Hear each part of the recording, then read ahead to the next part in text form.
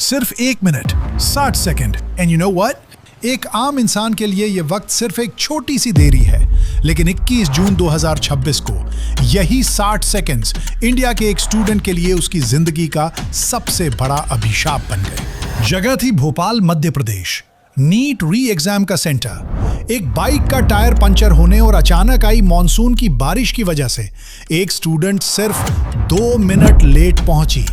वो रोती रही, उसका बाप गिड़गिड़ाता रहा, लेकिन सिस्टम का दरवाजा हमेशा के लिए लॉक हो चुका था। एक तरफ देश पेपर लीक माफियाओं से जूझ रहा है और दूसरी तरफ एक नई बहस छिड़ गई है। इज दिस एब्सोल्यूट डिसिप्लिन और sheer मैकेनिकल क्रूएल्टी?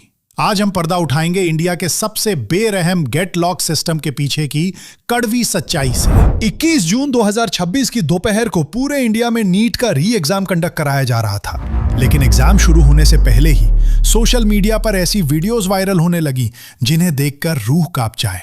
बैंगलोर के गवर्नमेंट राम नारायण चेलाराम कॉलेज के बाहर का मंजर दिखाइए।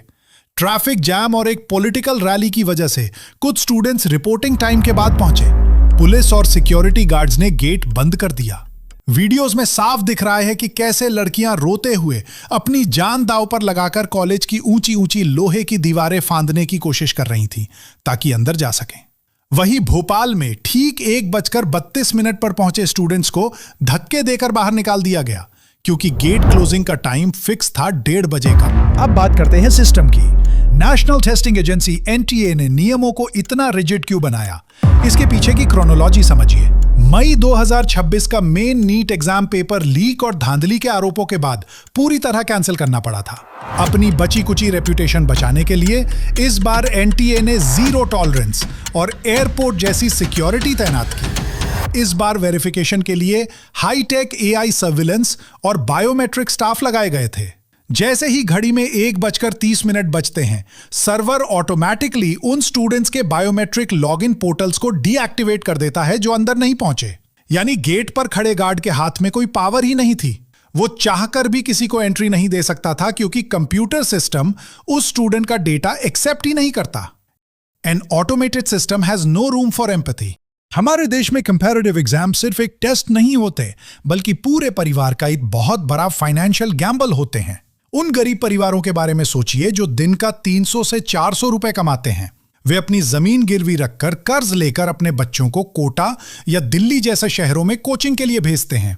साल भर की मेहनत, रातों की नींद और माँ बाप के खून पसीने की कमाई सिर्फ इसलिए मिटा दी जाती है क्योंकि एक टायर पंचर हो गया या शहर का ट्रैफिक जाम रेंग रहा था। जब गेट बंद होता है तो सिर्फ एग्जाम नहीं छूटता, एक गरीब परिवार का कामयाब बनने का सपना हमेशा के लिए टूट जाता है। इन वीडियोस के वायरल होने के बाद पूरा इंटरनेट 2 हिस्सों में बंट गया। एक तबके का कहना है, अगर कल को यही स्टूडेंट डॉक्टर बनकर इमरजेंसी वार्ड में 5 मिनट लेट पहुंचा और पेशेंट मर गया, तब जिम्मेदार कौन होगा? डिसिप्लिन और पंक्चुअलिटी सबसे पहले आती है। लेकिन दूसरा तबका पूछता है, जब पेपर लीक माफिया रातों रात टेलीग्राम पर पूरा का पूरा एग्जाम चुरा लेते हैं, तब सिस्टम की मुस्तैदी और ये कड़े नियम कहां सो रहे होते हैं? अपनी नाकामी को छुपाने के लिए आप अपना सारा रोब और ताकत उन गरीब और बेबस बच्चों पर क्यों निकालते हो जो 2 मिनट लेट पहुंचे? नियम होने चाहिए, सुरक्षा भी जरूरी है, लेकिन क्या हमारा एजुकेशन सिस्टम इतना मैकेनिकल, इतना रोबोटिक हो चुका है कि हम डॉक्टर्स बनाने वाले एग्जाम से इंसानियत ही फिल्टर करके बाहर निकाल रहे हैं? What do you think?